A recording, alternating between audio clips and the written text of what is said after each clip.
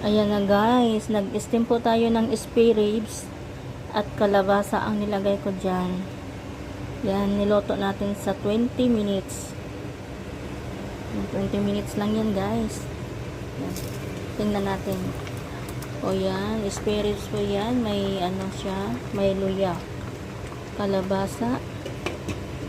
At ang tinimpla ko dyan, yung dark soy sauce, light soy sauce, asukal, konting asukal, sesame oil, white pepper, cornstarch, konting cornstarch, at saka ano pa yan, sesame oil. Yan po ang ating tinimpla guys sa ating, at saka nilagyan ko siya ng konting asin, kunti lang kasi mayroon ng dark soy sauce at saka light soy sauce yung toyo.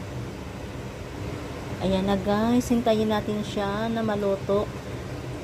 20 minutes po yan, kumukulo-kulo na siya. Ayan guys, thank you for watching.